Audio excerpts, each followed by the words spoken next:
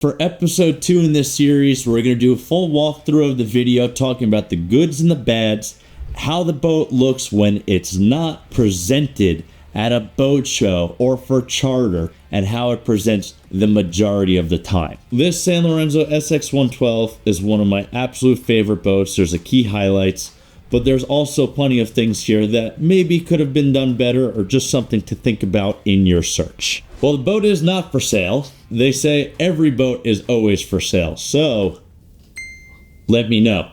But again, we're Yacht Zero and we teach people how to buy the right boats at the right prices. Be sure, if you're watching on your TV, you scan this QR code or head over to our website so you can make sure that you buy any yacht at the lowest price. Hope you enjoy the tour and wait till the end when you see this boat, how it's presented.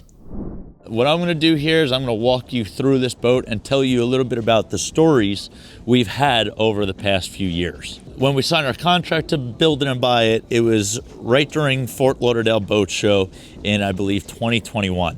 And essentially, we had an 18-month build for this boat. We picked it up about 5 months in. That was a time still where you had to make sure that all your equipment, all your parts were bought early and there wasn't too much to customize.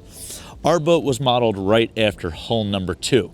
Since it was a later hull, there were a few advancements made that weren't done on the initial boat, but at the end of the day, they do make this boat in a 4-bedroom and a 5-bedroom model. This boat is a 4-bedroom. If you elect for the 5-stateroom option, what that does is essentially it takes away from the crew quarters and makes it harder for the crew to deliver a really great experience. These are really popular boats, okay, because their appearance, their prestige, excellent. There's a criticism and complaint among some that the boat is too expensive because you have too much wasted space on the back end of the boat. Everything is designed for the entertainment and the openness of being out on the water. So in a sense, it's not as rugged as other boats in class. It's a little bit more delicate as an Italian build, but as far as the client entertainment, the beauty, it's been really second to none. Now, what I have to tell you about this tour is we're going to do everything on this boat, including the engine room, but we're not going to do the staterooms. The crew on board right now is on their off day, and there's a few projects underway, which allows us to kind of show you what these boats are really like all the time. As we're going to walk through the rest of this boat, I always say that I want to give a boat tour, no matter whose boat I'm on, of being honest and showing you the good and the bad, especially since I'm very familiar with things that have gone on here. Obviously, we have the beach club right behind me, which again, when you're out on the water and it's open and functional, it's super great. The reality is when it's not in use, it is fully storage. And you never have enough storage on any boat that you're ever on, especially when you're giving up so much real estate in the back end here. Okay, coming over to the sides, what makes these boats so cool is the sides are going to fold out. This was one of the earlier concepts in this size range to introduce that. So when you're at anchor, you have your swim platform into the water, the sides folded out. And what's really cool is this actually is the davit for the boat. So on this deck, you're going to put a Williams jet tender, a diesel tender, jet skis, and this is going to operate up and down side to side, which allows you to put that into the water. Obviously, when nothing is here, it feels much bigger, but this, in a sense, feels a little bit narrower than you would feel on some other boats. When it's open, when it's at use, it's really, really special. Over here, we have essentially what's a diesel fill for the tender. So it allows you just to keep filling up wherever you are and not necessarily having to go elsewhere. So that's been a really, really great feature. I just need to point out, when this boat is at rest at anchor, this entire swim platform is going to go right down, okay? You drop your sea bobs. When you're in the Bahamas, your sharks come and swim up and fish right here. This boat, since new, essentially has went back and forth between Europe and Miami, the Bahamas, each summer. So we spend about just shy of $400,000 each year shipping the boat back and forth. This owner and this marina is exactly the type of owner you want to be, and we hope that owners will be, because essentially they're open checkbook. They are not too hands-on in decision making. They say just make it a great time, and what it costs, it costs. So again, when we talk about operating expenses for boats, 10% for the highest quality, highest caliber is not it. It's way north, and we have a guide on our website that teaches you exactly how do you calculate and where it's realistically going to be. Every salesman tells you it's 10% of the purchase price, but again, depending on how you run it and if it's a really high-end boat, it changes. Back here in the cockpit, super nice seating area set up for 10 different people. Good space to it. This has been set up for a DJ, for a big party. This has been set up for dinners. It's been a really versatile space. Above us, obviously, you have the darker colors. This was a Sanlorenzo warranty item that was fixed. The black and the gray paint was just done in the shipyard over the summer. Sanlorenzo, throughout the build process, especially when we were leaving the yard before it was built, we ended up having about 800 items that need to be tidied up before the boat came over here. Okay, for the first year, 2 years, we had a few things that came up that needed to be addressed. This boat's major issue, as soon as it arrived, we have 4 Volvo IPS 1350s on this boat. The port engine and transmission essentially ended up fusing together because we believe this boat was towed backwards at some point. If you can imagine, the owner used this boat for about 5 hours the first time he used it, and spent about 5 months in the yard. But that's the truth about warranty period on any boat. We have access to the engine room, and we just have a storage locker right here. What I forgot to point out is that as we were coming up the steps, there is essentially a secondary access to the engine room. But what you need to know when you have a Williams tender on board or jet skis, sometimes when that goes up that access, it's very hard to get around and to get up that single staircase coming here to the main deck. You notice that these doors, obviously on port and starboard, open up. So depending on where you're on the dock for your passerelle, it adjusts accordingly. What we love about Sanlorenzo is these windows, floor to ceiling. A common practice in every new build right now, but when you're on the interior of the boat, it makes it feel super big. Okay, this makes it easy for the crew to be able to moving the lines along, and obviously when they have to get underneath, it's a good bit of versatility, and of course it makes the boat a little lighter. Speaking about making the boat a little lighter, this boat realistically could be a little heavier for comfort. It does have stabilizers. It is really nice, but you do hear a little bit of noise. The reality is, though, because this boat has 4 Volvo IPSs, it's one of the quietest boats in the world. I need to get an actual measurement on what that noise is, but I think that's one of the best features of this boat. This bow seating area. I'm a firm believer that the bow is the least utilized spot on the boat. There is a sail that covers this to give it some shade, but these tables are going to go up and down, which allows us obviously to have better guest experience or people to lay up, look at the stars here at night. We're going to head into the salon. Big open seating area. You have the loungers with the window right off. When we did our closing in Bimini, the extra delivery captain that came with us ended up taking his nap on the way back, but it was really nice. Your television when watching the game, there's been FIFA, there's been the World Cup that they've watched here, so that's been that. Our ceiling panels, a couple of our ceiling panels when new, there was a different fabric vinyl used that had to be recovered because that was obviously not what we ordered. The really special thing about these SX112s is the fact that you have this staircase in the center of the boat. Some would argue, why are you taking away key space like that? Others argue it's an art piece, it's a focal point, and that's super beautiful. I love the fact that it's going up and down, and I think it's awesome. In here we have a bunch of storage for cutlery for guests, very important, which lights up obviously each time it's opened and shuttered and closed. Okay, out here to the side you have access to the forward for crew. And then you have 2 full-size refrigerators, which is really nice if you are an owner-operator and you don't want your crew around at certain times. It makes it easy for you and your guests to serve. Now, this concept, I think, is the major highlight of the boat and what everyone should consider. Okay, obviously you have a kind of a hibachi-style center island. The chef on this boat has come from much bigger boats, really good chef. And there's a theory and philosophy that you don't want the chef having to be in front of the guests all the time. It's extra pressure, it's irritation, and they're used to having way more robust setups. But right now, this has been really comfortable. You have a line of sight when you're sailing to see ahead. But what has really been special about this boat and this galley setup is that during bigger parties, this has been used as a buffet where guests just come around this way and come back around the other way, which is great for entertainment. This boat has been used for intimate affairs. It's been used to have 120 people on the boat to have a really good time. So with that said, it gives you a ton of versatility. Again, you see there's limited space, so there are additional appliances here that have been added. But again, everything from an Italian design, clean, smooth, and away. Dishwasher, Mealy oven. Okay, the range, the cooktop. We have winemaker, extra refrigeration, and storage.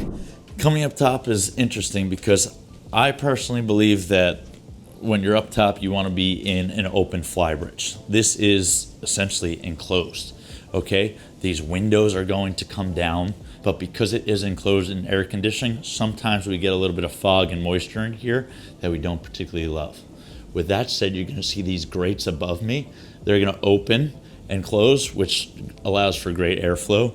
Okay, you have another formal dining setup up here, which is on a high-low, so it could go down and be covered with a pad. What is very unique over here is, you're not seeing a stid chair for long trips. So from a captain's perspective, hey, this gets the job done.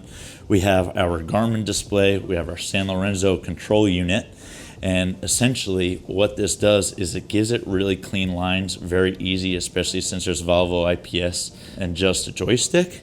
But in reality, what this does is it's throwing off a lot of light right now, which can make visibility a little bit challenging at times for the operator. So you'll notice the red lights.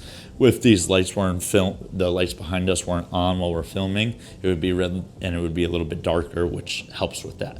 This is going to open up all the way. It's going to bring you out here onto the deck. Okay, so there's unlimited options with how you could outfit this boat. Okay, there's a lot of seating. Sometimes it gets pushed to the side for when there's guests, but again, it makes being outdoors later on at night super comfortable. Okay, the staircase, when it was built, a couple of our stairs were not aligned properly, and that was something we had to wrestle around for a little bit but it was done. We have our life rafts for this boat tucked to the side. This boat, I don't know if I mentioned, it just got made available for charter in the last year. This owner was using it going back and forth, wasn't using it as much as he planned or hoped initially. So essentially, it's lightly chartered to keep kind of just a couple of those expenses down a little bit, because it's a hard number to swallow when you're not using your boat all that often just to keep paying bills on. So the boat is not available in Europe for charter because it's not VAT paid, 25% the value of the boat to make that happen. And the way Sanlorenzo built these 112s is there's not commercial compliant structures. So what that means is you have to modify the hull. So there's only a few of these SX112s that are available for charter over in the Med.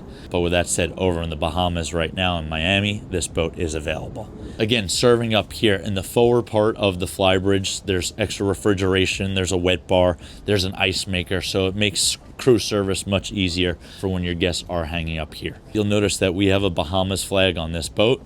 What does that do? That gives the owner a little bit additional protection in hiring and cruising permit privileges, as opposed to having the boat here in the USA. When you do buy a super yacht, you need to have three companies. You need to have the company that owns the vessel, you need to have the company that pays the crew members for the vessel, and you need to have a company that does all the management so you're not open to liability and risk. So the expenses don't stop there. Your crew needs transport. Your crew needs to be transported back and forth when they travel to and from home. There's insurance, there's uniforms. The costs really end up getting up there. So it's really important that you have systems in place. Making sure receipts and records are kept on a boat, super important. Breakage is going to happen, but it needs to be controlled. Right here, you're going to see there's gym equipment, sea bobs, water sports toy, cushions that go outside to cover the sides as they go down. If you look straight behind my shoulder over here, you're going to see that's the side that folds down when you're out on the water. Right now it's enclosed, it's air conditioned, it's very nice. There's an additional bar, okay? The bar, obviously, a great centerpiece, full-size refrigerator. Some of the other SX112s have giant deep freezers that they keep in here that takes away the space.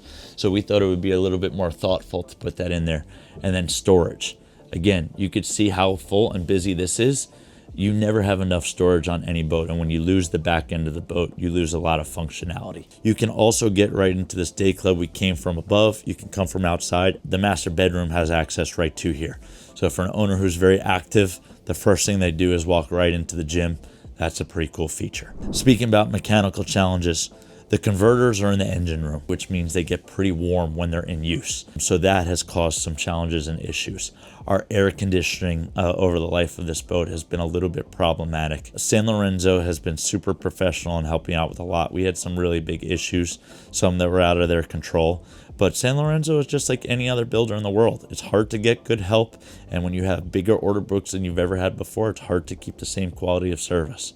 So with that said, I would consider several other boats in class, but knowing these SX112s, I've been on 3 of the other ones, a lot of them had a lot of the same recurring issues, so you just have to know exactly what you're getting into. Here we are in the engine room right now. For people in the industry, it's called doing engine room yoga, trying to get in here.